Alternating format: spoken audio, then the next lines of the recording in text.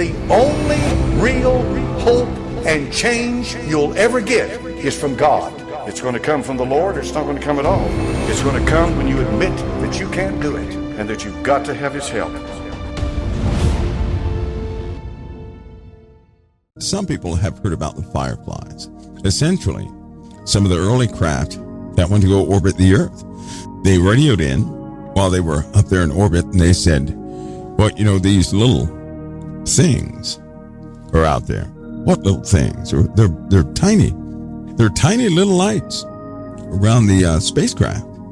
And of course, like hundreds of them. Many people speculated, well, this might be debris, or, it could be leftover thrust, things of that nature.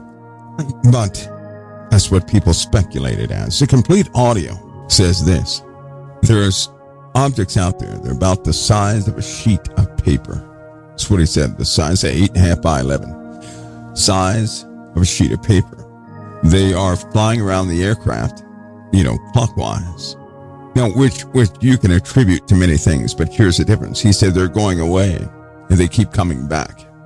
So they were coming in and they would make loops around the spacecraft and then fly back out, and come in and make loops around the spacecraft and fly back out. He said he saw thousands of them. They were the size of a sheet of paper. And then he said upon his, because they were doing multiple orbits, they had multiple craft up there. And that was the first time they were up in the upper altitudes. Same thing happened, this time counterclockwise. So it's almost like they had these little things, or whatever they were checking them out. The X-class aircraft that hit the highest altitude before the space program, same thing happened to them when they were up there for about a couple of minutes. Same thing happened. Other pilots who have flown aircraft up there in the atmosphere, similar things have happened. For example, and they did not report. Of course, these things you won't really find. The reports are there. You can read about them, but it's almost like nobody cares. They're there for anybody to see. But they had some incidences where about, I believe it's about 400 people were sitting there watching a craft on a highway, right? They were on a highway and everybody stopped and everybody got out of their cars because they saw a craft about 2 kilometers in radius. That was everybody's estimate. 2 kilometers. This thing was humongous, right? And it was about maybe they said about 800 feet above the deck or above the ground. So that was huge. And it stayed there for about 12 minutes. 12 minutes of absolute clarity. And pictures were taken. Now, a couple of those pictures were introduced to the internet back in 2000, and I believe it was 2006, but nobody cared. Everybody thought it was fake, but in fact it was authentic. It was real. Several times, images of very real things were put on the internet, and they were absolutely real, but they were so clear, everybody thought they were fake. They just thought they were fake. Somebody says the question was whether 2 craft is ours. No, it's not ours. It by no means was. We can build an aircraft that big, but it's not going to go about 2 miles straight up. This thing looked like a big giant drum. The base of it was above the highway. Now think of something 2 kilometers in radius, and the base of it's above the highway, about 800 feet, but the rest of it goes miles into the atmosphere. That doesn't make sense, right? It looked like some described it as quite eerie, just quite eerie. Here's the issue, though. There have been things that have been flying in our atmosphere that were 300 miles in radius. Nobody heard a thing. It's very difficult to see them, too. And in truth, one could be over your head right now. It could be 300 miles in radius, and you would not notice a thing. You would not sense a thing. You would not hear anything. You just wouldn't. That happened almost half a year over the world. They didn't say a word. No, you really couldn't see it unless you were observing from the ISS or something like that, or you just got that right perspective that it was visible when you were at high altitude. But this thing was in our atmosphere for about a year, half a year to a year, and it left. And this thing was 300 miles in diameter, 300 miles. The truth about that subject is quite disturbing, because it's not going to change your life at all. It will change your view on everything, but it won't change your life at all. It's not going to enhance your life. It will, more than likely, for some, it will complicate your life. See, everybody is not mentally adept enough to handle a subject like that. They're just not. You have others who are, they seem like experts, but they put all their expertise in trying to debunk the issue. These are the people, this has been, it's been known that people who spend their time debunking things like that are highly fearful of that. And truth be told, if it were ever proven true beyond a shadow of a doubt, beyond any reasonable doubt, it'd be a lot of people who'd be so fearful. They fear that, mass suicides would take place or something like that. They do. That's a big fear. It would complicate so much because people would demand some sort of explanation on what could not be explained, which would lead everybody back to the past. And everybody would start reading ancient writings. All of a sudden, they would disassociate from the common social core, how we operate. And they would become, everybody would become these ancient people again, believe it or not.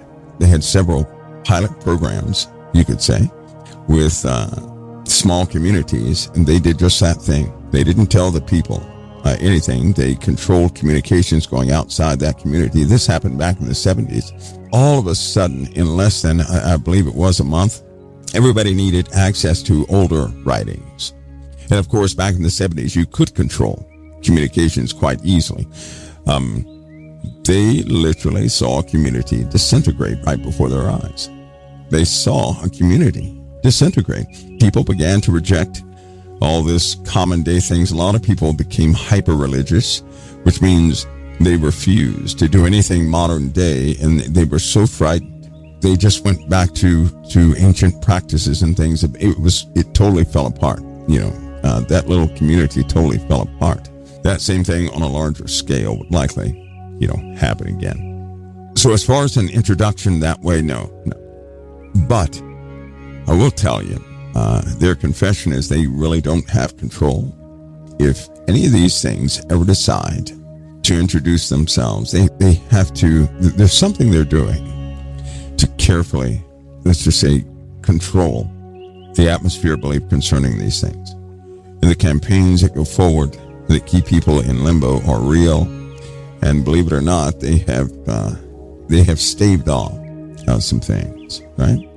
But there are groups out there right now who there's a dilemma. Should people, because inevitably you will be introduced to the topic. Everybody will on earth.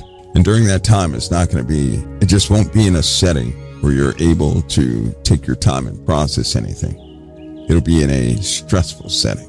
And for a great many, it could be a, subject of great deceit. For others, they will interpret it a different way. And from others, they'll simply, have heart attacks and die. When it comes to believers, it's my personal belief. And I think it's important that believers understand a portion of their history concerning mankind, the fallen, angels, the truth of this reality, the truth of what's happening here. I mean the truth. So that whenever a time like that were to ever come, you would already be prepared to deal with others, to help others.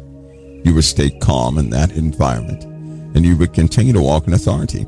Your authority can be absolutely nullified if you don't know about this topic. If it's hidden from you and all of a sudden it just springs up to be absolutely true. Most Christians, I've seen this happen in other subjects. When you're a believer in Christ and something out of the ordinary is proven true, all of a sudden Christians abandon the reading of the Bible and they go right into subjects. Head first into subjects that they shouldn't be in.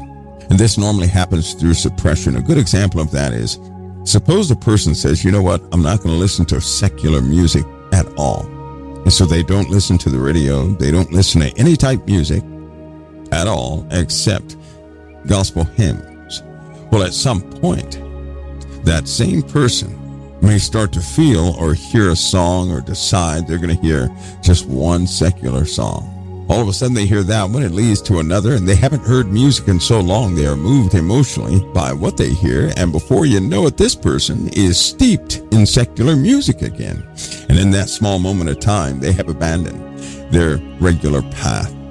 It's almost like they can't help themselves but to engage in that stuff, right? What happens is if you suppress a desire, all you did was put a cap on it. The desire is still there.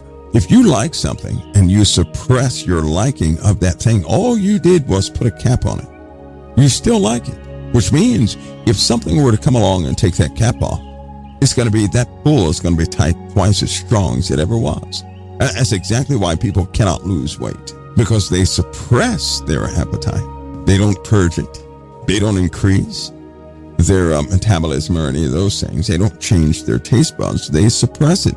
So they're sitting around with a strong desire to have chocolate cake. They just suppress themselves from getting the chocolate cake. But a day will come when they will no longer suppress it, when they can't help it. And they're going to go in and eat that chocolate cake. And they're going to say, well, let me do it one more time. And one more time, because they still love it. When you purge something, it's not there. So if you purge your appetite for chocolate cake, you could open up a chocolate cake bakery and never taste anything in that, in that bakery. But if you're suppressing it, that desire is still there. In a Christian's life, many people don't know that about purging, and so they suppress many things. They do. But you know and I know that those many things that are suppressed pop out every so often, don't they? And when they pop out, they really pop out. And before you get a handle on it, you've already committed something you said that you would not commit, because suppression only works for a season, and it can always be drawn out of a person. In the Bible, it says a man is drawn away and tempted of his own lusts. So you can only be drawn towards something that already exists within you. In many Christians is a desire to understand what a UFO is, what this subject is about, extraterrestrial life. No matter how much they say, oh, no, I don't want to know anything about it. Yes, they do. Yes, they do. And number one, a person who doesn't want to know about their environment, something is wrong with that person. So it's a natural, right? It's natural for a person to want to know what in the world they didn't know about. That's natural. Plus, it's natural for a Christian to want to be able to stand up in any given situation. If people never knew about demonic entities, they can't stand up to them. There are many Christians right now who are in denial of Satan, and they cannot stand up to him. These same individuals have anger outbursts that they can't control. They say things they can't control, and all of it stems, they don't want to believe in some negative entity that has the power to augment negativity within a person. So they end up dealing with something they refuse to learn about. Did you know the greater percentage of the Bible is a warning? Do you guys know that? The greater percentage of the Bible is not the good news, so to speak. It's a warning. It's a warning of what's all around you, what awaits you. It's a warning of what's in the darkness and how that darkness works. The majority of the Bible is like that. It's like that. The good news is straightforward. The bad news, that requires a teaching. The good news can easily be adopted. The bad news cannot. It's fearful. Fearful to those who don't know it. But once you know it, it's absolutely not fearful. Darkness becomes just like a fly. You take fear away from a subject, that subject no longer has power. If you fear anything in the Bible, then that means your wisdom level is not up there yet. It should be up there where you have no fear. There's nothing in this word that should cause you fear like that. But if it causes you fear, it's because of the unknown. People are frightened of the unknown. And when you're frightened of the unknown, and you have no knowledge or wisdom that will let you know about that darkness thing, your imagination is going to work whether you realize that or not. Like if somebody turns out all the lights and you hear a noise, your imagination is going to begin to work. You're going to speculate on what you thought that noise was, what it sounds like, what it can do to you, and what it can't do to you. That's imagination. That's not true. And just to resolve this mystery in your life, do you know that most of your fearful moments is due to your own imagination? That whatever you fear the most has never happened to you, for the most part. It never happened to you. Fear is a liar. That's why God did not give us the spirit of fear. Because he did not give us a spirit of a liar, of Satan. He didn't give us that. Fear lies to people, causes them to imagine the worst. Then it debilitates their life. That's what fear is. Fear is when we imagine and make up things in our heads. And fear will feed that imagination, causing us to stumble. But if you know about the darkness, in other words, if you know what's in a room before the lights go out, you're not going to fear the room. Isn't that correct? If you know what's in a closet before the lights go out, you're not going to fear that closet. If you don't know what was in that closet before the lights went out, you're going to be full of fear. Let me give you a better example. How many of you would go into a crawl space in the bottom of a house with no lights, no anything? I'd be the first to tell you I would not do that. I'm not going into a crawl space in the bottom of a house because I don't like bugs and stuff. I don't like that. I'm not going there. I'm not doing it. Now, if I could see everything in there and I knew where the bugs were, what bugs were not down there, and this, that, and the other, but I'd do it. I'd do it in a heartbeat. But I'm not going into anything I cannot. If I can't see it, I'm not going in there. I'm not doing it. See, I remember going into something like a crawl space and coming out, and I was almost covered in scorpions. I'm not doing that again. I did a dance that nobody could ever do. I danced right out of my clothing. I did. Then it happened again at nighttime. I was standing in my own driveway, right? And then I had a buddy of mine. He pointed out. He said, "Are your pants changing colors?" I said, "What are you talking about?" And I looked down, and my shoes were dark. Bottom of my legs were dark. I went near the light, and it was covered in those little tiny ants. I did another dance that nobody ever saw before. Right? So that's it for me. I need to know where I'm going. And that's not a walk of faith either. Now, with faith, I simply trust the Messiah. And whatever comes. But no, I'd prefer knowing where I'm going.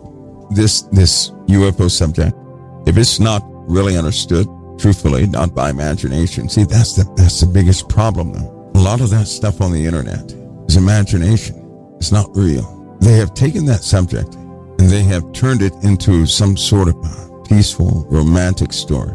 There's also human beings on some of those things, and it's not our crap. Now, just swallow that one. It's not our stuff, human beings, but it's important for me to have people understand the dynamic that I certainly do understand. There's a dynamic I understand that you don't hear a lot. It's not that you don't hear it at all, you just don't hear it a lot. I think it's important that people understand that. So it's no longer a mystery. So it's well understood. The basis of that subject is, yes, it's biblical, right? You're sure it's biblical. Just like all life on this earth is biblical. But it doesn't make them all enemies either. That's the part that can cause massive confusion. Because I'll submit to you, some of what man has seen has not been sent by the devil. No, it's not. They simply saw something at work, things they don't understand. These people who spend time at the polls, they do not see life like you do. They don't. In fact, if any person went and spent a lot of time at the polls, they would not see life like anybody else does anymore. They wouldn't even see the earth like anybody else does anymore. They would not think of science like everybody else does anymore. They couldn't deny it. There are people who have flown over the no-go regions of the zone, and they can't go back to thinking, all this stuff on earth is just happenstance. Even the weather. They can't think of weather as some natural formation of things. They can't think of it that way. It ruins a big part of life for them. They just can't see things the same anymore. Those are the people who know, or who believe they know, that the earth is under absolute and total control. That nothing is happenstance. If you were to take a water hose and squirt that water hose on your sidewalk now, you're controlling that spray. But to a bug, water droplets are coming. They got to get out of there. But you're spraying the water. Now, when you turn the water off, you already knew the water was going to go off and everything was going to dry up. But to that bug, the dangerous water droplets are gone. We can go back out again. And the bug is washful of water droplets, believe it or not. They're highly attuned to water droplets because they have to dodge them. They do. But if you have the only source of water on the earth, you turned it on and off when you got ready, then everybody else, all those bugs, are somewhat at your mercy by that water hose, right? They can't see you. They only see the water droplets. They can't see the big stream of water. They only see the water droplets. Does that make sense? Ants cannot observe a human being, but they can observe the heavy vibrations on the ground. They can observe if some intrusive growth has come near, something like that, but they really can't observe a human in its wholeness. They can't do that. They just cannot do that. Just like a bee. You think a bee sees the whole human? It does not. It sees segments of a human. Segments like your fingers are most threatening to a bee. Did you know that? Your fingers are. When you blink your eye, that's very threatening to a bee. Very threatening, just like a small child. A small child does not really recognize the wholeness of something. They recognize the small little pieces of things like a carpet. A child can zoom in on a little small fragment of a piece of dust on a carpet. They're somewhat oblivious to the entire room, but they can see that little speck on the carpet and they'll go for it, something you can't see. They'll go over there and pick it up and try to shove it in their mouth. Kids do that all the time. As you get older, you begin to see the bigger, the larger scope of things. We observe the earth. We observe elements in the earth. And everything we're prone to, we watch out for, but we cannot see any engineering behind it. So then the spirit realm is the invisible part for us. And it just so happens the spirit realm, in fact, is the controlling aspect of everything, but that word spirit is not well defined. The word spirit to most people just simply means invisible. Something we're not able to see, just like a bug cannot see the human being, but they can see the water. They can't see the stream of water, but they can see the droplets. Same thing.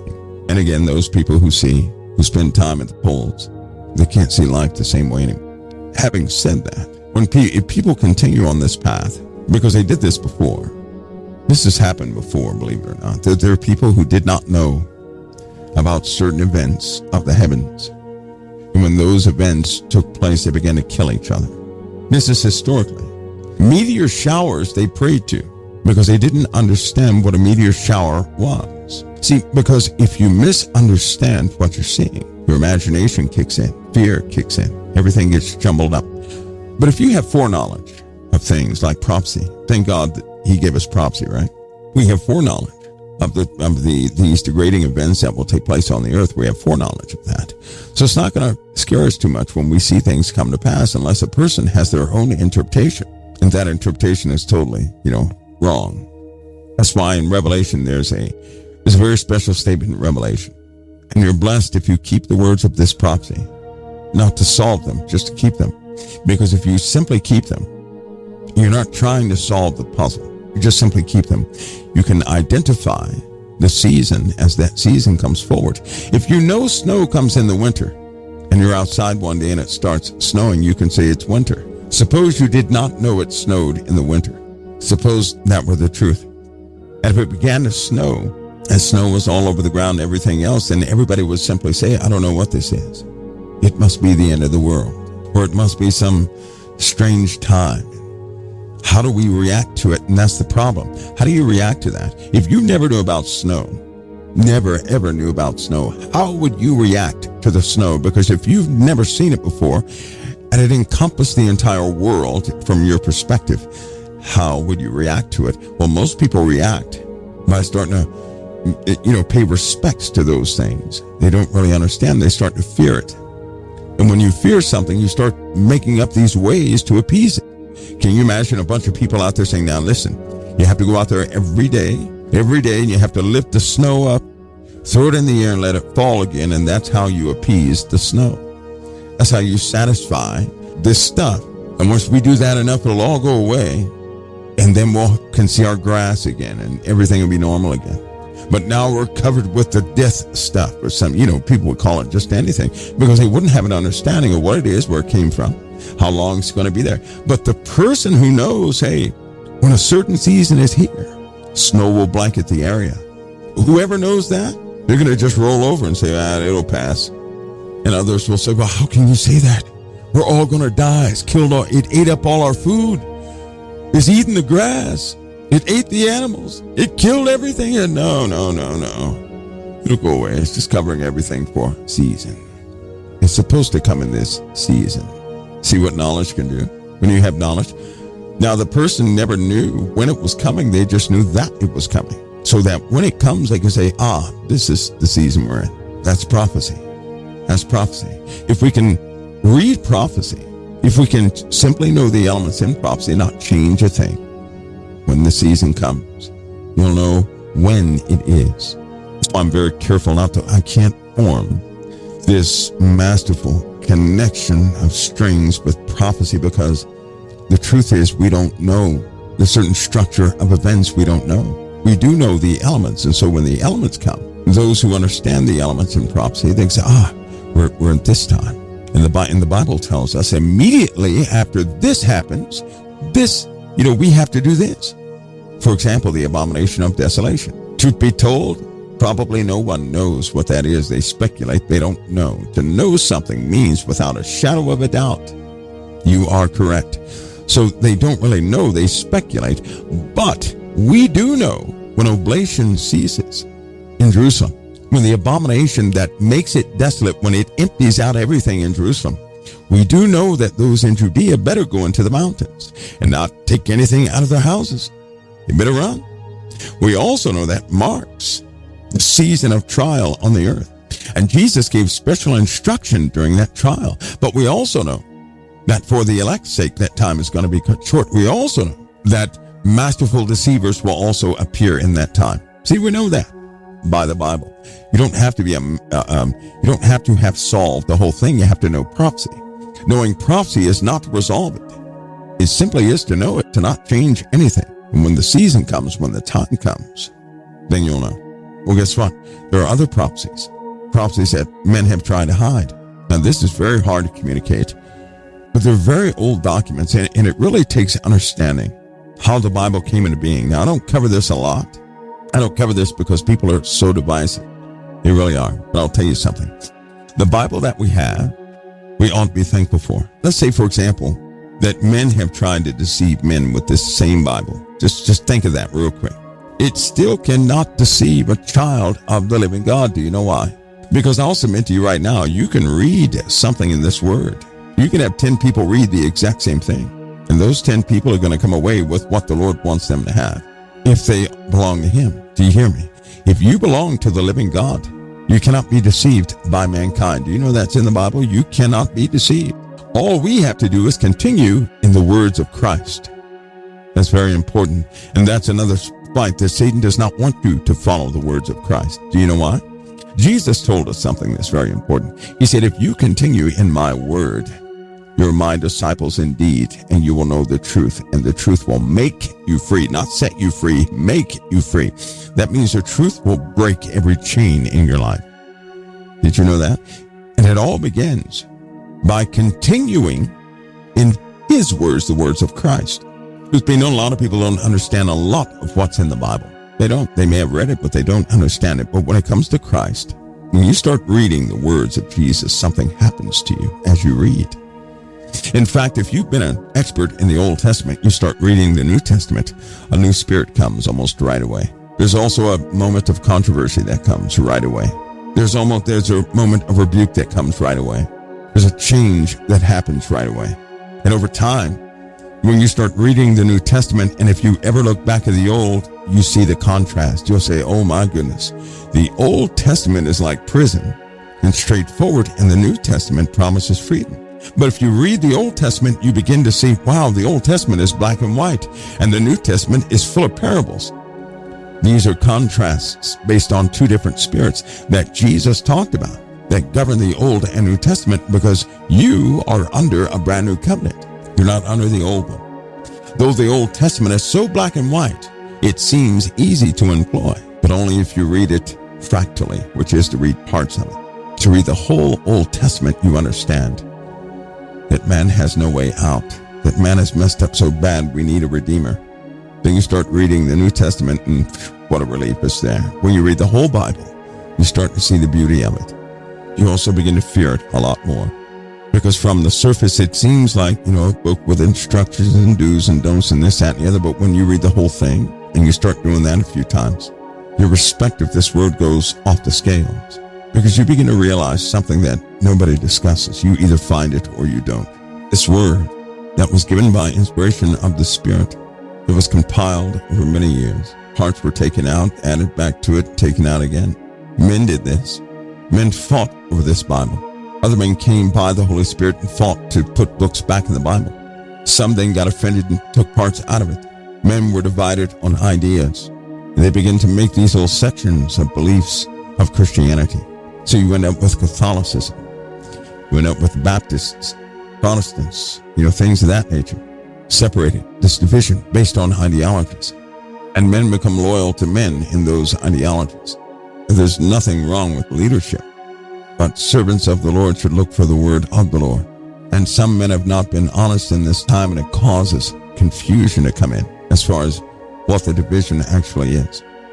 There are books in the Bible that were originally read by the apostles that they totally took out. And all those books have something in common. They speak against government. See, back in the time when this Bible was compiled, government was quite important. It was very important. So you can't have anything that speaks against government. And when I'm talking about human government, they threw it out because it talked against human government, which is why it's always my saying to let the Lord lead you to any extra text, but make sure that you know this text first. No need to go to the other books if you cannot read the one the Lord has allowed you to read. This is the one in modern times that everybody has. This is the one that's free. Do not hurt the oil or the wine. This here is for everybody. This book here, anybody can have. It's everywhere in the world. So the core of this word is not hurt. Everything else is governed by money. Not this. This is not governed by money. For some reason, this book is not governed by money. Even though it costs, money to get one, but it's not governed by money. There are too many people willing to give somebody one, right? It was never hurt by man's kingdoms. There was always the Spirit that would have it kept. And it's everywhere. Have you noticed that every religion out there, of all the religions, they have a problem with Christianity? That's a beautiful thing to me. It is. It shows you what side they're on. See, if all these religions have an issue with Christianity, then Christianity is on the opposite side of them, but they're all together. They're not separated, they're all together. Buddhists, right? Those of Islam, and all the Vishnu and all these things that you go into, they don't fight each other, they fight Christianity. And that's something. They do not fight each other, they fight Christianity. And you have different parts in Christianity that fight Christ. Isn't that something? So these people who divided themselves and they made up these specialty groups, they start to fight Jesus Christ. And then when you start to look at the arguments are petty. Let me break the ice. You ready? It's petty. For the Sabbath to be on a Saturday or a Sunday, that's petty. You know why it's petty? We follow a Gregorian calendar, and Saturday and Sunday are at the wrong times anyway. Anybody who tries to worship on Sunday is messed up. Anybody, according to the word, because in fact, Saturday and Sunday is actually Wednesday and Thursday. Boy, totally just missed that one, didn't you? Isn't that funny? And then it swaps every 2 years or something like that. Because in truth, the days of the week are marked by celestial movements, not by man's calculators. How funny is that? So we stay on a calendar that's calculated, and it's only synced up every 4 years, when in fact, it's all messed up. And so even those who argue about Saturday and Sunday, they don't even know they're in the middle of the week. But see, I found out something. And that's why I say it doesn't. People ask me, what do you think about Saturday and Sunday? It didn't matter. I found out something. See, Jesus is the Lord of the Sabbath. But in the New Testament, it says that we are the generation. We are the people, the ones who live. While he has been resurrected, we're the ones that are able to enter into him. If we enter into Christ, we have found that place of rest. And if we find that place of rest, we dwell in the Sabbath. So that makes every day the Sabbath. How about that? Every day for us is holy, not one day out of the week. See, it was a mandate in the Old Testament so that men would not forget that day and totally go astray again. There's no mandate now. There's grace, there's mercy, and we're given a choice. That's why there are no mandates in the New Testament. None. There are no mandates. Nobody's going to have a mandate, make it to heaven because they made the mandate. No. It's a choice. And if you choose the Lord, then choose him all the way. If you choose righteousness, choose it all the way. See, because a person will be condemned or accepted based upon their choices. And it just so happens in the Bible that Jesus told us, Jesus already told us that based on that choice we will have. He already told us that. It's all about choice. It's not about force. Now, the entity that will use force is the Antichrist, because he worships a God of force. So he subdues everything after he comes in peacefully. He subdues everything. He's the only one in the Bible that causes people to take the mark of the beast. You see that? He causes everybody to take the mark of the beast. He causes them to do that. That's by force. You can't cause somebody to be saved. You can spread the message. It's up to them to accept or not. The Lord says if they don't accept, shake the dust off your feet, move on. That's what he says. Move on. So you don't go back and force the person. You don't get angry at the person. You don't slander the person. You go to the next person. Why? Because it's all by invitation, not force. And it's done in the practice, deep-seated in love itself. A selfless service to others. Jesus took all the scorn of his enemies. He did. He took it all. Why? Because he chose his Father's way. Because he walked what he preached. When somebody smacks you on the left cheek, turn him to the left one also. Somebody asks if you to go with him 1 mile, go with him 2. Can't you see? Jesus, he augmented love itself. His teachings teach us how to walk in that love. Love is not weak. Love is powerful. How many of you find it hard to hold yourself back? If somebody says something derogatory to you, it's very difficult to hold your tongue in it. So I'll tell you right now, it takes more strength to hold your tongue than to lash back out at a person. It takes a whole lot more strength to subdue your flesh than to allow your flesh to retaliate. In fact, without the strength given by the Savior, it's almost impossible not to retaliate. It takes a lot of uncommon strength to hold yourself back, doesn't it? It is so easy to lash back at a person because it's natural to the flesh. It's very difficult to stop your flesh. It's very difficult to maintain yourself in love. So we know that power of love is not what the world says it is. The power of love is your Father's power. And love is not defined by the world nor men. Love has already been defined, and it was given to us through Jesus Christ. The very act of his sacrifice is the greatest definition of love, that you'd lay down your life for your friends. It's very difficult, isn't it? Very difficult to love your enemy, isn't it? Somebody backstabs you, causes you to lose everything in your life, yet you see them hungry one day. Do you feed them or not? It's very difficult to go beyond all the hurt and pain that they've ever caused you. And with a genuineness, not in fakeness, with a genuineness, go up to that person and say, hey, looks like you're hungry. Eat something. Be healthy and eat something. See, that takes real love. That takes strength. That requires a transformation. You know how some people fake love? They fake it. It hurts them to do something. Well, guess what? It's already not love. If you have an issue doing it, it's not love in the first place. When you truly do love your enemy, nothing gets in the way of your heart for them. You'll think about them. You'll pray for them. You'll hope they're okay. You understand what they did to you. Your love for them is always greater than the hurt they could ever cause you. And absolutely it's possible to live that way every day of your life. But it takes a godly strength. It takes a transformation within. That's what it takes. It's all attainable, but not by force. It must be something that you choose. Which is why Jesus always told us, didn't he? He always told us to choose this and to choose that. In fact, Jesus always told us that we should take the right path. See, he's telling us every single time he opened his mouth, he's telling us it's your choice. It's your choice. It's there for you, but you must choose it. And if you choose it, do so wholeheartedly. Or you did not make a choice in the first place. You cannot halfway choose something. You have to choose all or nothing. It's your choice. It has to be done in the freedom that's extended to you to make that choice. That's one of the greatest powers in creation, is the power of choice. Do you know that? Do you know how many species do not have a choice? Does a tree have a choice in what it does? No, it does not. Do animals have choices in truth and what they do? No, because nature will always keep its balance with the animals and everything else. Nature always does that. Mankind has a choice. Man has choices. Real turning point is when you realize Genesis. When you realize in Genesis just how similar you are to angels. That's a real turning point. Listen, because it It kind of blew my socks off the first time. It really hit me. I mean, it really hit me. I'm sitting there reading Genesis, and I get to the part where it says, man has become like one of us, knowing good from evil. And now, unless he put forth his hand to the tree of life and live forever. And I just paused. I said, wait a minute. This is a heavenly voice, a heavenly authority saying that man has become like one of us. You mean to tell me the difference between man and angels is mortality? Is that what you're telling me? That those angels choose to serve the living God. They're not forced to. They choose to. That's why Satan fell. So they have a choice. And so do we, and the only difference is mortality.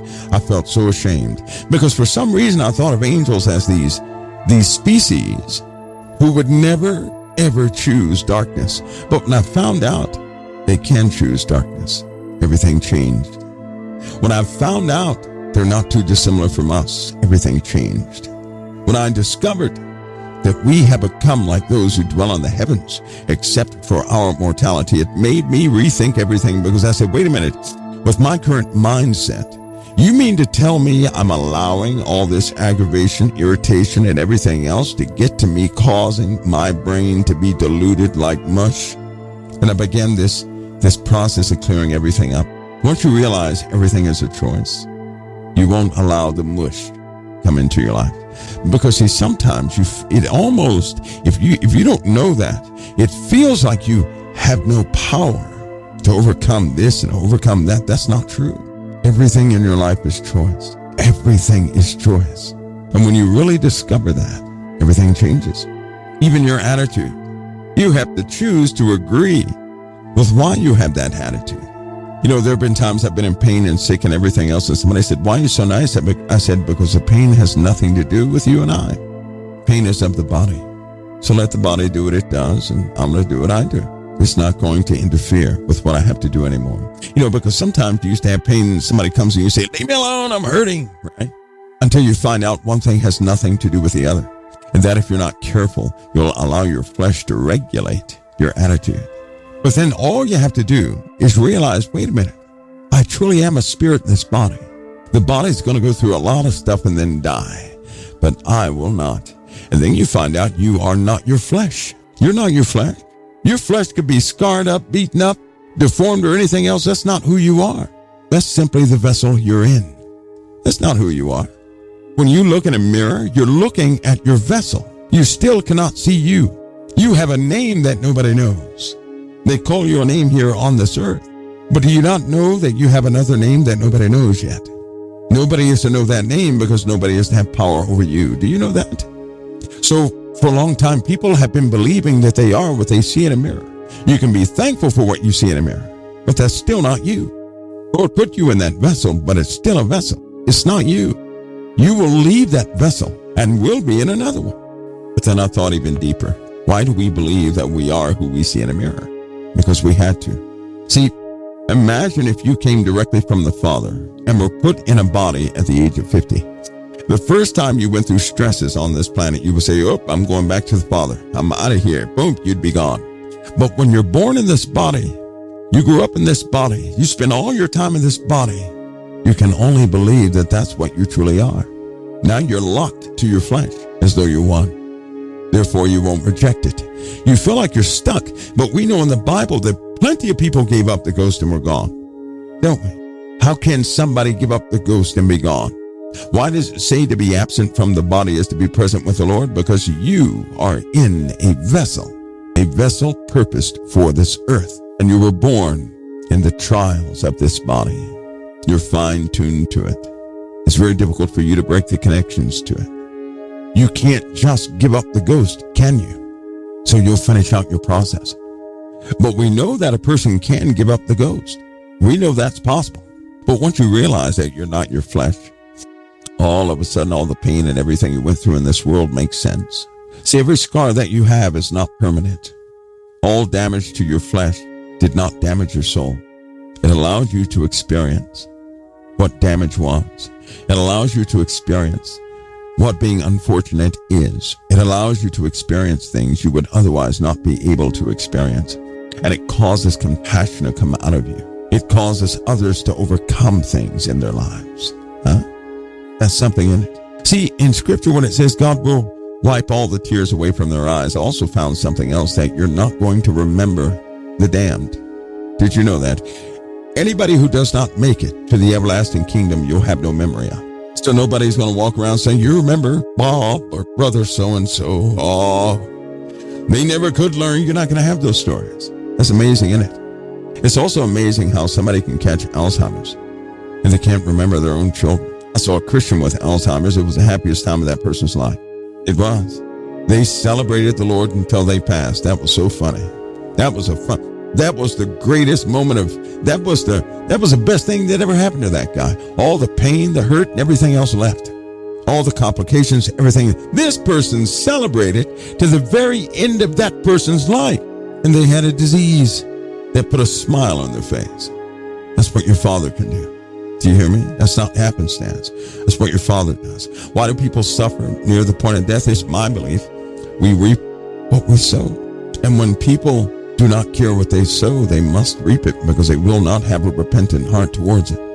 If you're not sorry about something that you did, you must endure it again. And you will endure it before you pass this world. So some suffer. Some suffer due to a loss of compassion. But I have never witnessed a person suffer anything they had a deep passion about. I have never seen that in my life. I've seen lots of people pass, but I have seen people who are hateful to others and caused pain in their lives. And they were Christians, and when they were about to pass, they went through a brutal moment. I've seen that. I've seen people that went around damaging people's lives as a Christian by causing belittling people. I've seen that, and I've seen those people suffer to the point where they were released. I've seen that too. But I've never seen a totally compassionate person who took much abuse in this world, who forgave everybody. I've never seen a person like that suffer, never. Even in my own life, when I endure something, you better believe I'll say, well, I probably sowed that somewhere, and I'll start searching for it. Because I know that if I did not sow a thing and I have to reap it, the Lord is growing me. He's about to increase me in a specific area, and that's precisely what happens.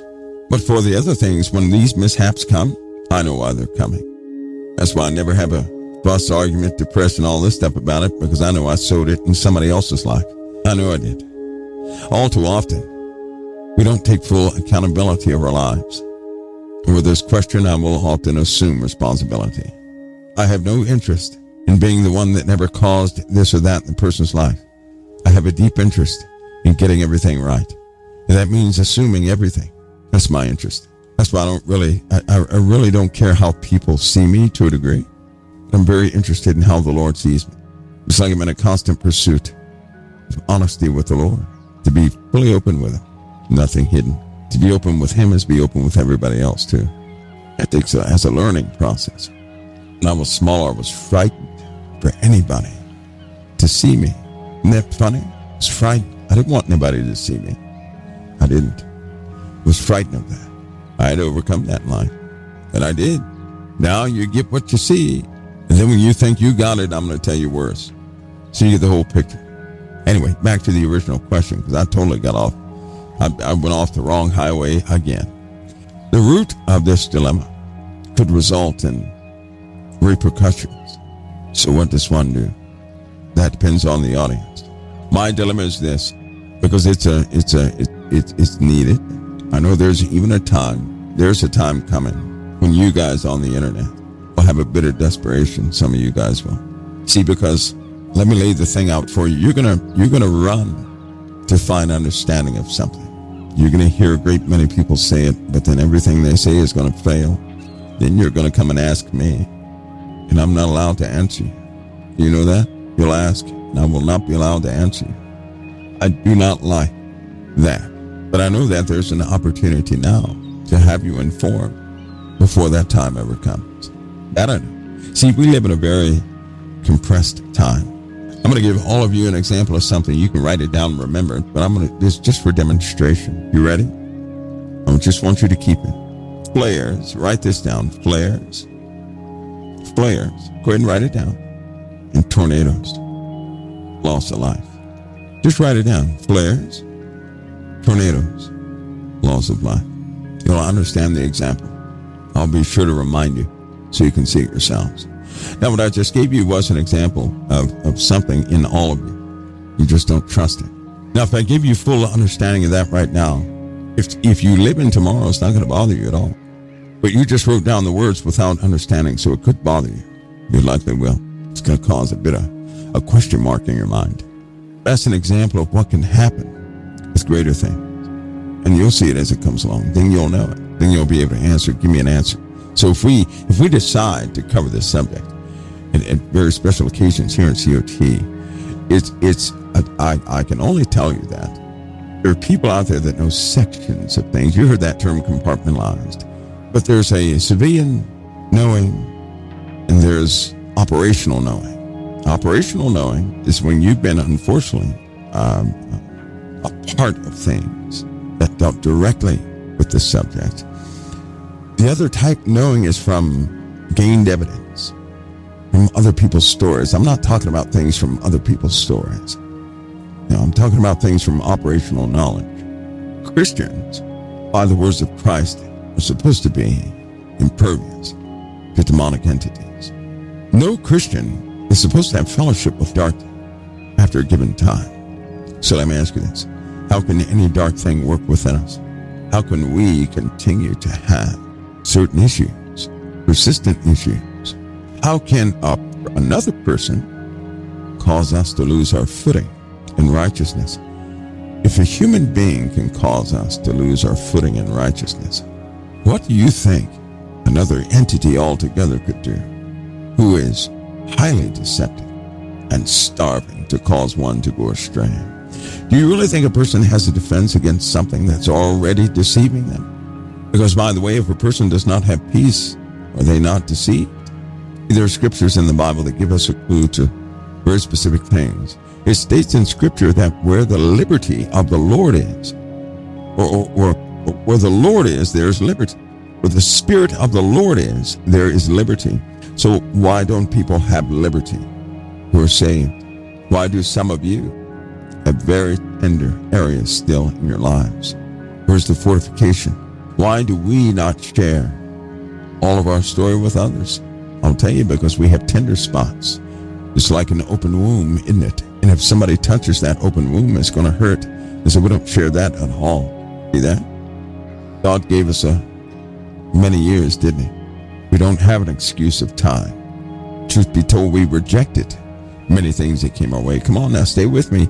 We rejected many things that came our way. We did that. Nobody forced us to.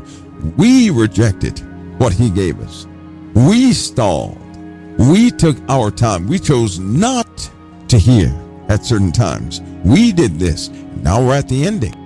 You think a person who's born in the middle of the 1,000-year reign, and we know that those people are going to be turned back over to Satan, you think that person deserves that? What about the people who couldn't identify Christ and persecuted him? You think some of that was well-deserved? What about those Pharisees that Jesus called a brood of vipers? Did they deserve that? I'll tell you this, man is given a choice. We know exactly what we're choosing. We do. But every time we get into this mode of rebellion, that is our destruction. Do you hear me? Rebellion destroys us. It's rebellion that took away our years. The Lord did not take away our years. Rebellion did. God can redeem the time. You know what that means? What you were supposed to learn in 50 years, he can cram into 1 month. So God will redeem the time, but we were rebellious. And we know what that rebellion is. We know exactly what that rebellion is. See, rebellion is what can kill us. You do know that, don't you? What does Satan do in all of what he does? What is he doing? He's trying to get us to rebel, because that will kill us. That's what he wants. Somebody says, what if you didn't know you were rebelling? Then you don't have a problem. I'm not talking to those people who didn't know they were rebelling. I'm talking to those people who rebelled, who chose. See, no matter what anybody thinks, I'll tell you right now, I chose rebellion in several different things. That was my choice. Every being knows right from wrong. Nobody has that excuse. When we stand before that judgment of the living God, not one soul is going to have an excuse. Nobody will be able to say, I did not know. That's even a baby knows when they're wrong. They know when they're wrong. They know when they're not supposed. They know when they cross the line. An infant knows when they cross the line. They absolutely do. I can tell you this, nobody ever tricked me into doing anything wrong. I already knew right from wrong, and I chose the wrong. That was my choice. I knew exactly what I was choosing. All my sin has been premeditated. All of it. I cannot, before you or anybody else, sit there and say, well, I didn't know. Yeah, I did know. As we get closer to a specific time, two things will happen. Rebellion will increase. But from those who actually choose the Lord, he will destroy rebellion. When you choose the Lord, he will destroy everything you wrestle with. Thank you, Lord. He will. He does that, not us. He does. See, your choice is everything. If you choose, back then, if I would have chosen righteousness, it is Christ who would have kept me in righteousness. Do you hear me? We can't keep ourselves in righteousness, but by the power of Christ, we are kept. But we make that choice. Do you all see it? That choice is that great power that we have. That's why in the Bible it says, he is the author and finisher of our faith. He will finish the work he began in us. We're not going to finish it. He will. But we have to make that choice. And that very first step is a step of faith. Do you see it? We make the choice, and the very first step is a step of faith. So who finishes that? The Lord does in us. He empowers us to finish it. Do you see it? But the stagnant step is at first making the choice for righteousness. And number two, taking a step in the direction of righteousness. That's very difficult. It was not difficult anymore, but it was difficult back then. Why? Because you were primarily concerned about surviving. Some weird notion of protecting yourselves. And so what looked like rebellion was one of the easy paths that you could take. Righteousness simply exposed too much. Don't you remember? To choose that righteous path, you had to be visible. And how many people wanted to be invisible? You don't want people to know your shortcomings and this, that, and the other, do you? So what did you do? You took the path in the dark place where you could stay hidden, where you didn't have to expose those things. That's rebellion. That's what that is. But here's the funny part. It took us, do you know how many times you sat down to have a conversation with yourself to convince yourself you had to do the wrong thing to continue to go forward? There's good news in that too. I know that in a true believer's life, they chose that path because it was the only way that they knew how to survive with. They thought for some reason, some weird notion that would help them survive. They could skate through the crowds and the ridicule and the embarrassment. And those things really hurt. Right? They really do hurt. We try to stay away from hurt. Most Christians have a background where pain is involved. Unfortunately, a lot of people try to avoid that pain through taking paths of darkness so they won't be seen. But the Lord changed all of it. So now is the time to remember that everything is choice. It's a very great power, very big responsibility, but it's still choice. But as we have gotten older, we realize righteousness was that path home. Rebellion did nothing but delay us. And now everything is coming to a close, which means everything must be brought forward into the light. It must be visible. As it becomes visible, many people, they won't like what they see. Man will stick to his guns to avoid embarrassment at all costs. But now the Lord must prove the way of flesh wrong. Now comes a time where you will be needed to lift up your brother and your sisters. You will be needed. You'll see pastors fall, ministers fall, but I give you a challenge. Instead of joining in with those that say, I told you so, dare to be a representative of the kingdom of God. And the basis of that kingdom is forgiveness. Dare to be one of those. When you see somebody falling like that, don't be the one that comes over and says, crucify them and kick them in the side, but dare to be the one that says, hey, you don't think the Lord knew that your capacity to do this? Stand up. Let's get this thing right. You know in the Bible when it says mourn with those who are in mourning? You ever read that in the original Greek? Your eyes open up. Because then you realize what the Lord is speaking about. When it says, blessed are those who mourn, for they shall be comforted. And then it gives us a directive to also mourn with those who mourn, right? When a person is falling and they have fallen a long way, don't be the one who jumps in to say, I told you so. Look, I told you so.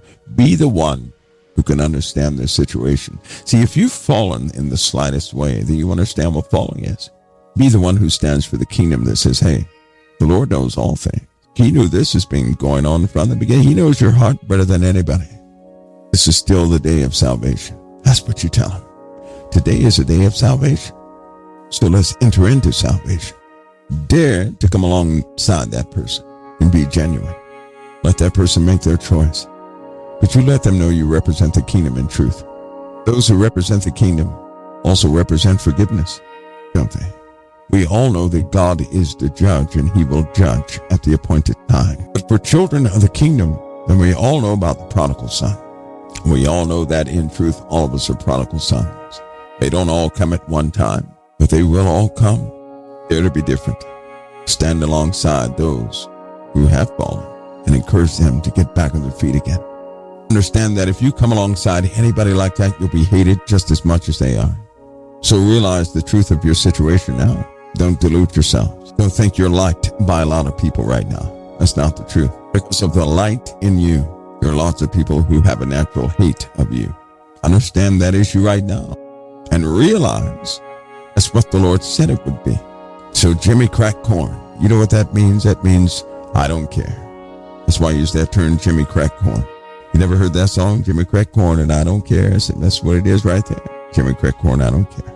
Somebody says, can you call too much and God don't accept you back? No. You'll know when God doesn't accept you back.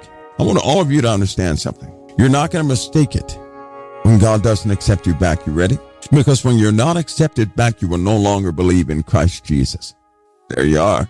When God doesn't accept you back, you're given over to a reprobate mind. You're given over to the lusts of your flesh. You're not going to believe in Christ as being the Messiah anymore. You will not believe he is the only way, the truth, and the life. You will not. So there's not going to be a case of somebody who believes in the Messiah and somehow can't make it back. Nope. When God is done with you, you will not believe anymore. He already gave us that method several times in the Bible. You'll be given over to a reprobate mind. That's why when it says concerning those who are going to be, God will send them a strong delusion. Nobody's going to send nobody a strong delusion, but God himself has said God will send them a strong delusion, that they will believe a lie, that they all might be damned who loved not the truth, but had pleasure in unrighteousness. There are lots of people who know of Jesus. To believe in him is something different, isn't it? Those people in Revelation that scoffed God and scoffed Christ, they know of God and Christ, but they don't believe in him. They don't believe in him. So take Hollywood and get rid of those pictures you've seen in your head that give you a notion that somehow you're going to believe he's the Messiah and believe in his salvation and everything. You just can't have it. That's not true. It doesn't work that way. God gave you a measure of faith because you are called. He already told us that those that have a little, even that little is going to be taken away at a specific time. That's when that person will no longer believe. And there are people in the world right now who once believed, but they don't believe anymore. They're not sad because they can't get to Christ. No, they're not. They hate him. Do you hear me? That's how you know. The Bible is quite clear about that. Somebody says, how do we grow our faith? Well, you initialize your faith. You just simply live by faith. But remember what the word says. He is the author and finisher of your faith. That's almost like saying you're the author and finisher of a book. Well, who's going to write the book? The author is. If he's going to finish it, he's doing all the work in between. The mandate for us was to walk by faith and not by sight. That was the mandate for us. That was what we were advised to do. To walk by faith and not by sight. To live by the Spirit. As far as growing your faith, that's something your Father does. That happens in our genuineness. He'll increase it to the measure we have. See, he already told us that if we utilized our faith in its full capacity, we wouldn't have a problem. That's why I said if your faith was the size of a mustard seed. We've all been given a measure of faith, but we don't utilize that full measure. We don't utilize it. As we continue to choose his way, we'll start utilizing it more and more. That's why a lot of people think things are impossible. They're not witnesses yet. Those who are committed may truly become witnesses of great things. And at that point, you become unshakable. But be mindful, there's a heavy responsibility for those. But I have to admit, you love the Lord's word, you'll end up loving his word or not. Those who do not love the truth will be given over, period. To love the truth is to agree with your Messiah, with the Lord Jesus. Part of the dilemma in the spirit of mankind right now is they believe in the methods of people. People have written books and suggestions and everything else, and they believe in those methods, not necessarily with the Messiah. One simple thing. If somebody smacks you on the left cheek, turn to him the right also. How many agree with that? Here's a better question. Have you ever asked yourself that question? Do you agree with it? I didn't ask if you could do it. I said, do you agree with it? What about to love your neighbor as yourself? Do you agree with that? What about to love your enemy? Do you agree with that? Because the time will come as you continue to walk in faith that you'll agree with all of it. See, in the beginning, you may not really fully understand it, or you may be convinced it may be something else. You'll start thinking of metaphors, anything you can think of, but what it says literally. But over time, you begin to agree with the ways of Christ and find them beautiful. And you will love the word of the Lord. And you will not be given over to a strong delusion. Because anybody given over to that strong delusion will not escape. And you know what that strong delusion is, don't you? You know what that is? There's one thing men do not escape in the end times. It's the beast, the Antichrist. In Revelation, it says the world worshiped the dragon, which gave power to the beast, and they worshiped the beast, saying, who is like unto the beast? Who can make war with him? So they were bragging on the beast. They loved the beast. Evaluate your lives. See where you stand in truth. Be open with the Messiah. That's where it begins. Tell him the truth. When you have problems with things, he already knows you have a problem. So then tell him. Let him refine you. It begins with honesty. And it ends in truth and honesty. Do you know that? The growth of your relationship with Christ will never be founded in a lie. I've seen lots of people say they love the Lord, but they do not love his word. You cannot love the Lord and stand apart from his word, because the Lord is the word he spoke, and the word he spoke is the Lord. In the Bible it says the word became flesh, and the flesh dwelt among men. That's Jesus of Nazareth, who is the word of the living God. He is the word that dwelt among men. That's why everything he said, the Father said. That's why he said the Father and I are one, because he is the word of God that was made flesh. I agree with him. I believe I do love his word. That's why I'm not afraid of revelation. I'm not afraid of things that come about. I'm not, because I trust my Lord's way upon my life. I don't need a way of escape. I trust everything he does. I'm not looking for an early out. See, I happen to want to complete whatever the Lord has me here to complete. I want to complete it. I don't want an early out. I don't want the easy way out. No, I do not. I don't care what the cost is. And he knows that. He knows that because I paid a heavy price already. I'm still going. The word of the Lord becomes everything to the person who loves it. That's when we stop looking for excuses to make it something else, and we simply accept what is. When that happens, the help comes. You know who the help is? The Holy Spirit. And so those of us who are not qualified to even carry this word, the Lord will grant us things that people desire to look into but cannot. Most of what happened in the 30s, believe it or not. But I'll tell you something. I'll tell you something right now. I want you guys to understand this. Look at the world right now. One of the major subjects in the world right now is saving the earth, correct? Isn't that the major subject? Global warming? Trees are dying and everything else, right? Have you guys put it together? Let me share this with you just in case you didn't know that. Long time ago, back then, I believe we could go back to the 1800s. Actually, we can go back to the 1500s. There are reports, diaries, documents, all the way back to the 1500s about the very UFO subject that, is in the world right now. And messages were given back then. People were changed back then. And every time they had these encounters, they were warned about the earth dying. You guys know that? And they had this message about the world dying. They began to form these little groups to do things differently. As time went on, back in the 40s, 1940s, and the 1950s. Now, this subject is very old. But in every case, the same messages were given. Same messages. So we go back to the 1940s. And in the 40s, of course, communications and television, all that stuff was out. Some of the real reports of these abductees led to the exact same things.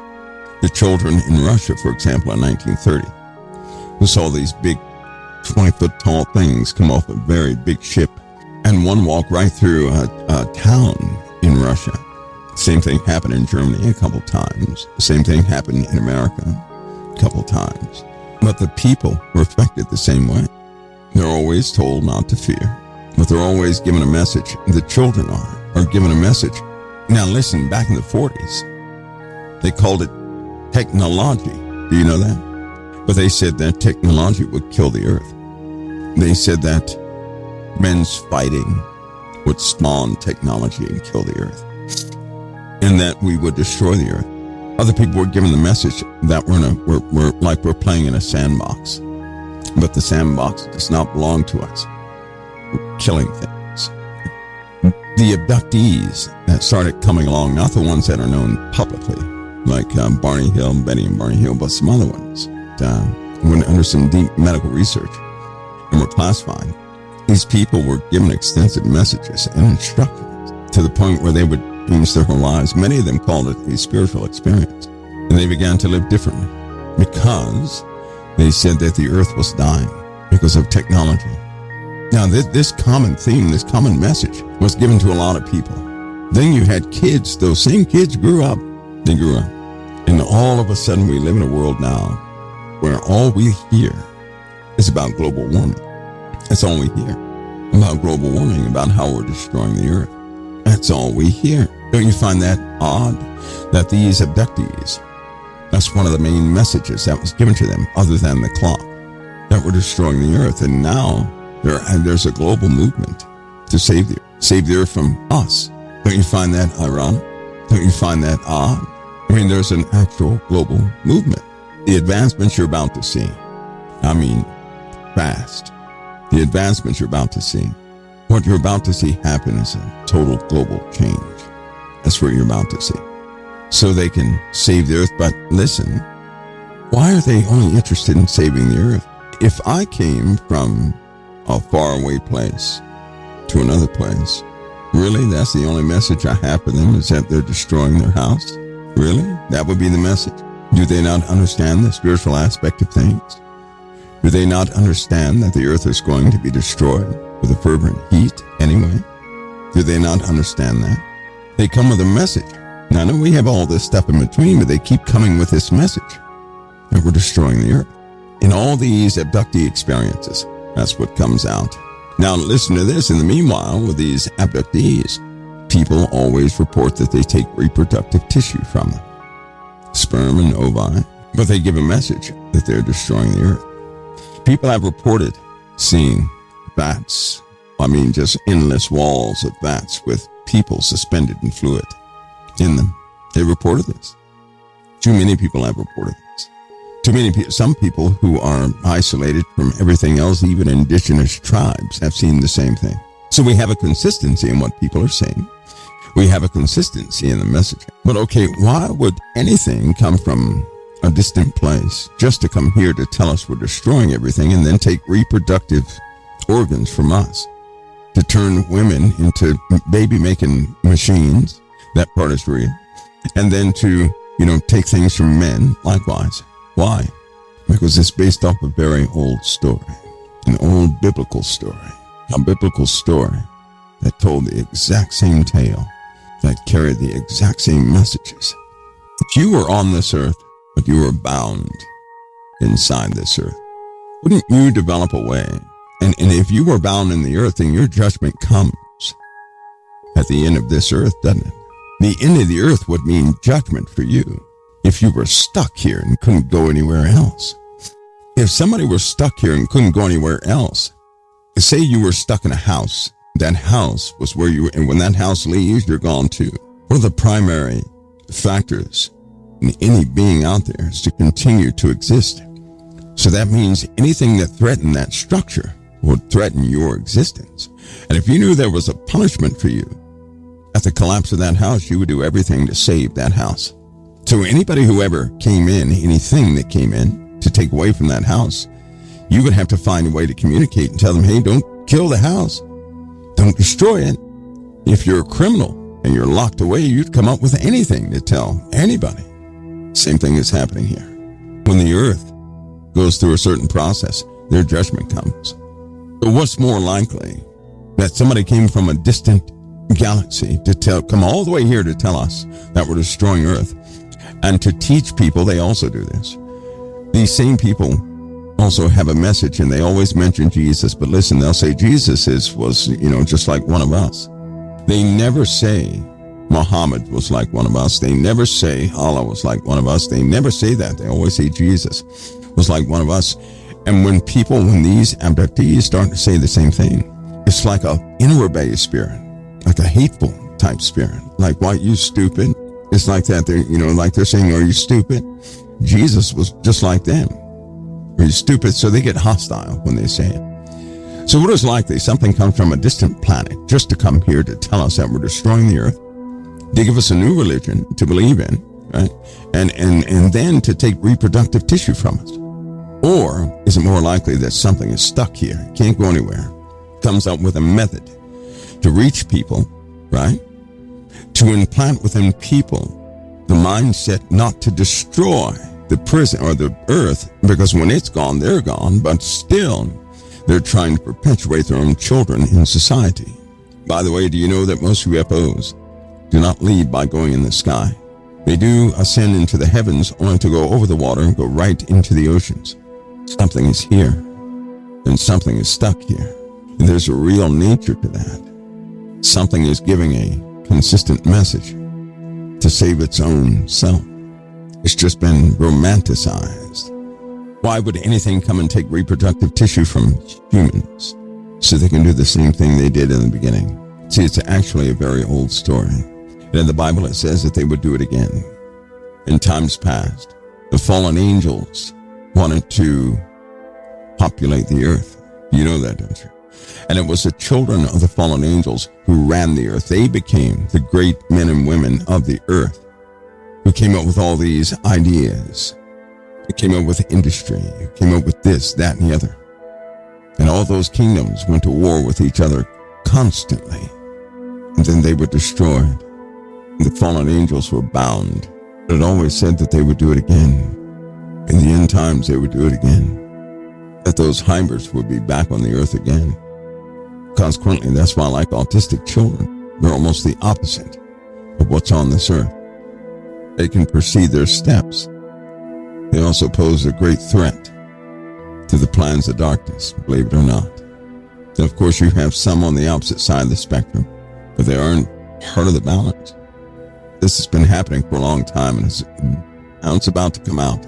See, because as this UFO topic has been perpetuating, righteousness has been lost in many corners of the earth. The Word of God has been perverted. People have been desensitized to iniquity, so they can't even notice iniquity.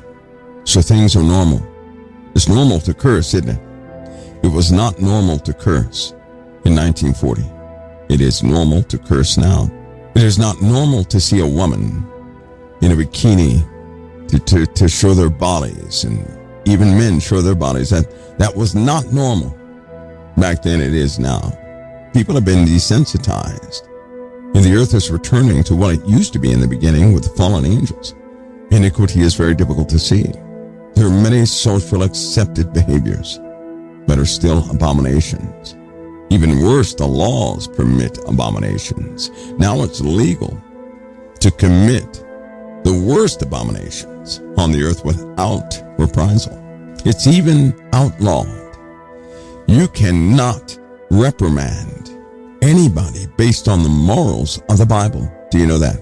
You can't go into public and tell a person they have to change their ways. Because if the law permits it, you're the one that's going to go to jail. You're the one that's harassing. See what's happened? The earth is highly perverted, yet it's very difficult to see. And nothing is going back to the way it used to be in favor of morality. No, it's going back to what it was during the time of the fallen angels. And everything man does to attempt to get back morality has backfired. That should let you know there's a different power in full control, which is why Jesus spoke the way he spoke. But it cannot be seen by a great many. If we were to go over all those little details, and you would see it clearly. Then it would be known, and you'd be prepared. But you couldn't tell anybody else.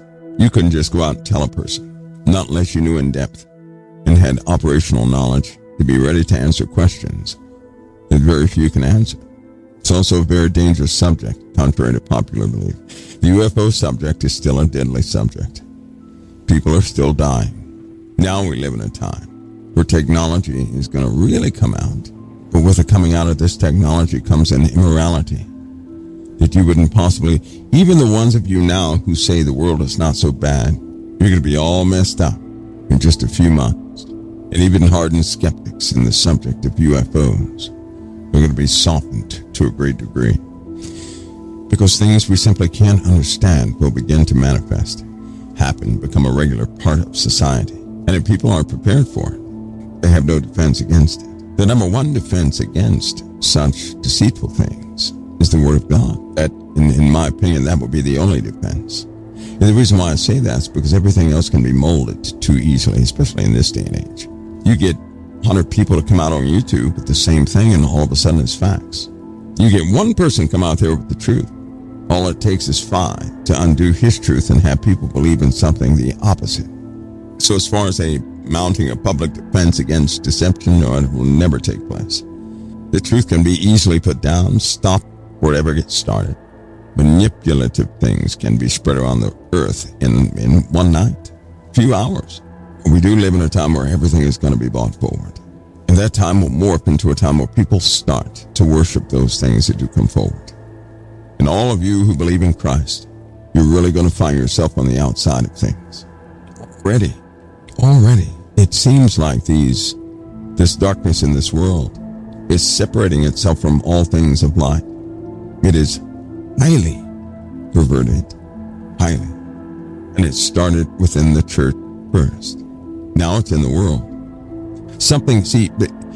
Judgment always starts in the house of God, which means we will always see a situation first. It's going to hit us first before it gets to the world. Always. Just like if you're the Bible teacher of a group, you're going to have the problem first. And then those people in the Bible group can then have it. But God will always have somebody have experience with it before it goes to anybody else. We had an issue here over doctrine, didn't we? Over what direction of doctrine we should take. Was that the truth? And people were nitpicking in parts of the Bible and would get angry over details within the Word of God. So this same thing is going into the world with a different subject. The world will slowly turn against the Word of God. Why? Because you have people that are in this public representation of the church who don't even believe in Christ. I mean, they're found out to be highly corrupted. It's going to start making the institution of the church look incredibly bad. That will continue, and it's very easy for an unbeliever to form an opinion about church anyway, correct? So when they convey it to be this place of hypocrites, that's going to stick. And when they start blaming the death of children and the death of people on those who are influenced by the church, we get a problem. That's what this election will bring about. It's what it's planned to bring about. Doesn't matter what anybody does. I'm trying to tell you something here. With this election, it's going to open the door to blame to the church for violence in the earth. And no matter what you say, they're going to believe it's the church's fault. In that case, Christianity is going to become the number one hated topic of all kitchen tables. But I want to get ready for it because the blame is going to be on you. The blame is going to be on those because you're going to have the wrong people representing. See, even right now, and there's nothing anybody can do. This is something that's set. There are a lot of people in the church right now who are angry because, rightfully so, because of these dark policies they see.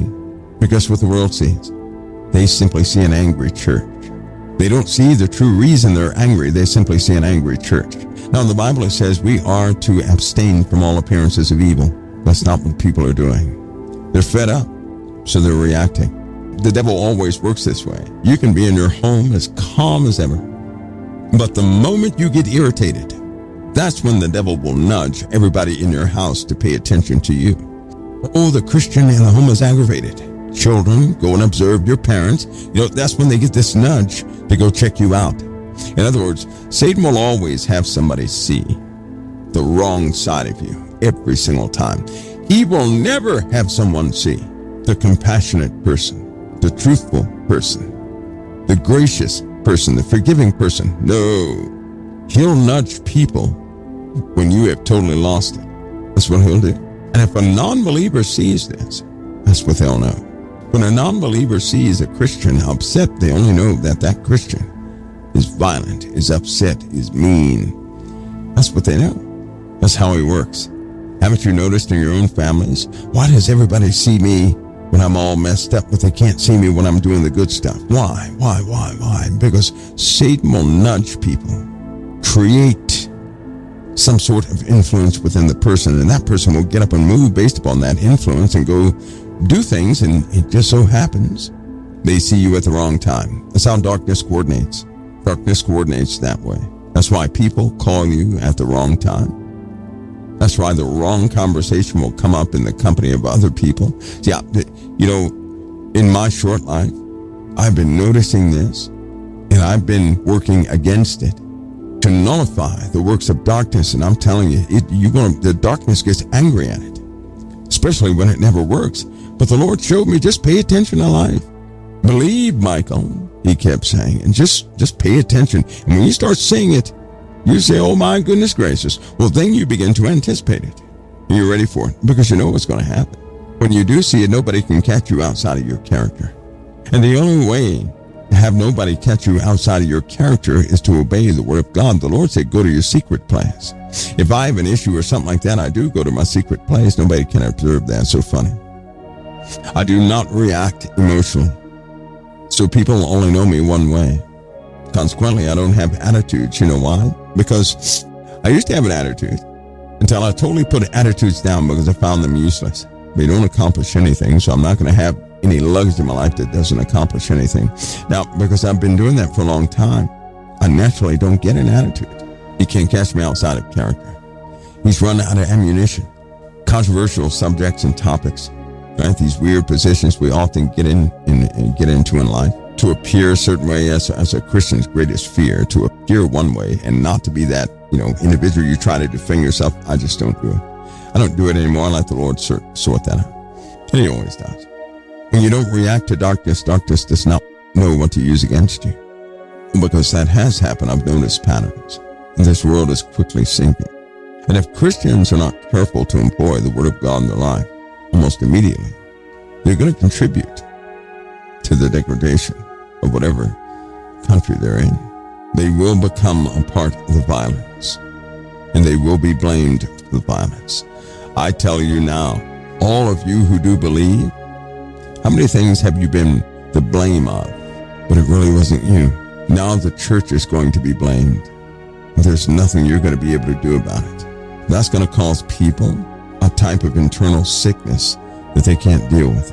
Because they're going to say, why would the Lord ever allow this? He already told us this would happen. He said you would be hated of all people for his name's sake. Did he not? And because you're grafted into the branch, and because he said a Jew is not a Jew inwardly, being grafted into the branch means you're now his people. The church is the ecclesia, the people, which means you're part of it. You're going to get the blame too. The world will hate you because you're going to be the cause of the discord. You're not going to be part of the solution. You will be the problem. Why? Because they're going to show the world what happens to a Christian who is in a perverse society and what they're really like. They will blame explosions on the church. They will blame mass shootings on the church. They will blame the church for anything and everything they can, and they're going to say it's over the subject of Christ. You already know what happens when they come out with one voice in the media.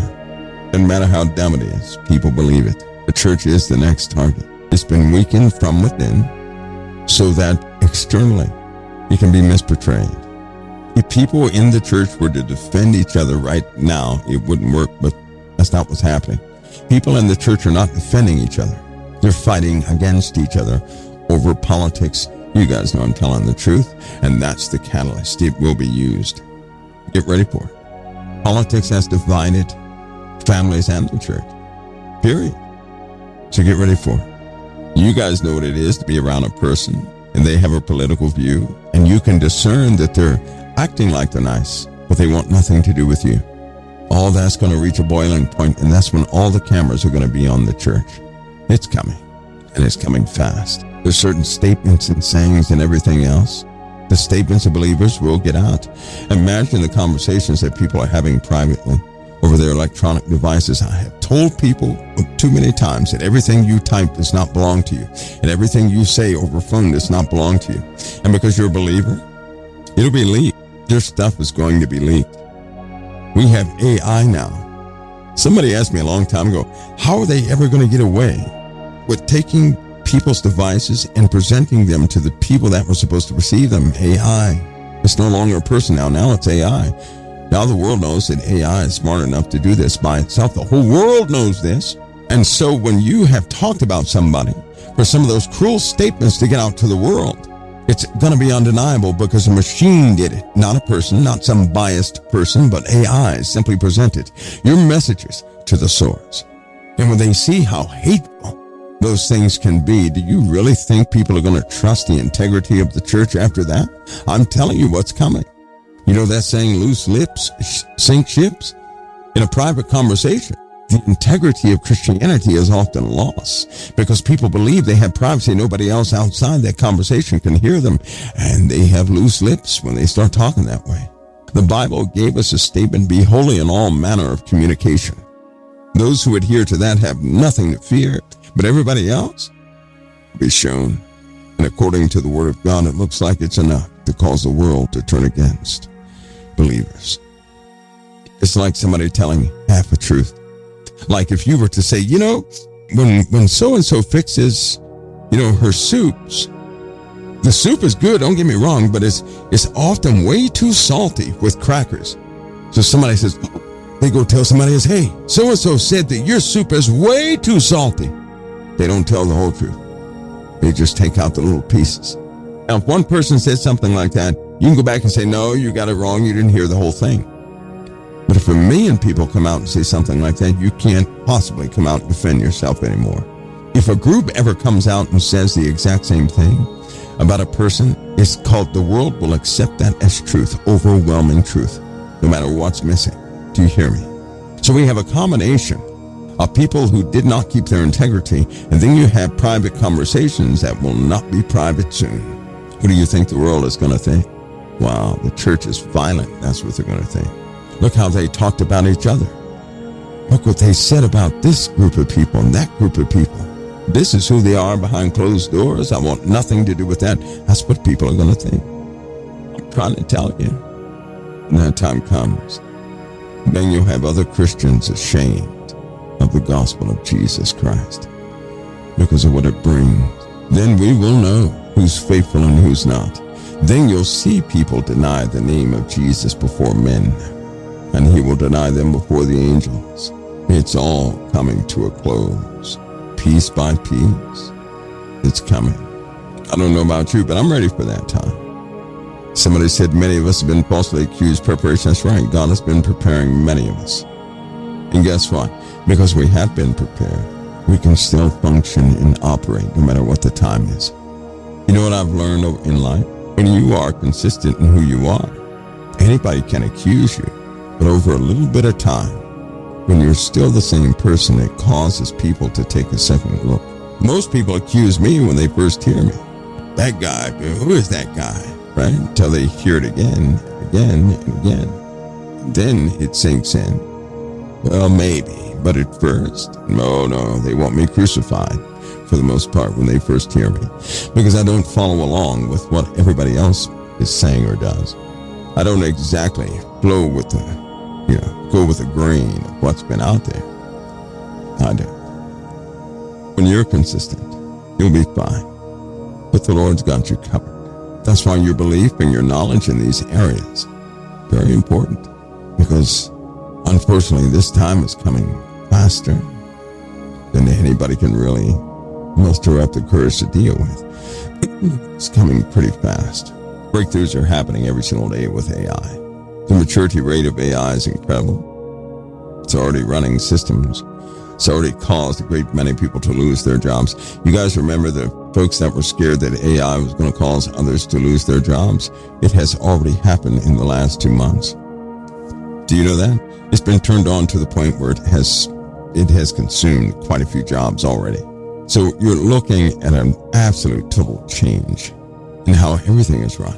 It's causing many organizations to become obsolete. I mean, just like that, they're obsolete. What it took them 2 months to do, AI can do in a few seconds. Nobody's using their services because they don't need their services. That's what's happening. There are brand new areas with AI opening up. There are old areas where a lot of people used to work is shutting those places down left and right. Somebody said, how have people lost jobs? Well, their services no longer needed. Unfortunately, a lot of people in the sales areas have been let go. Analysts have been let go, right? Innovators have been let go. Any task that AI can do at 1/50th the cost of what a human being does, that company, you don't think that company's going to let somebody go? Of course they will. Lots of jobs have been lost. Lots of jobs have been lost because of AI. AI, the installation of AI started January 1st. You know, when they were coming out with the story that they had made AI, when everybody thought for some reason AI started in 2024, until they start seeing places like NVIDIA. NVIDIA just not too long ago showed one of their major breakthroughs. Here's the bad part. 3 months ago, NVIDIA's warehouse was shown having that same system in there, right? It's been trained more than a year. Oh, but they came out just a month ago saying they just made it. If their catalog of accomplishments goes back a year on the same system, full maturity, doing everything. But here we are.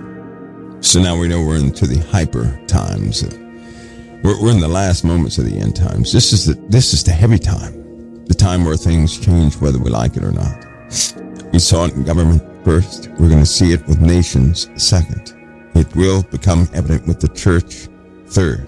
It will consume everything in a very short time. Or it's getting bigger. The fatality rate is growing. We have casualties every day, especially since 2024. The death rate has almost doubled. It's amazing how some people don't think we're a world at war. We really are. We've been at war for a long time. They just won't say it's a world war. Look up the number of those who perish. Compare those numbers to World War II and then tell me if we're not in a world war or not. That's all you have to do.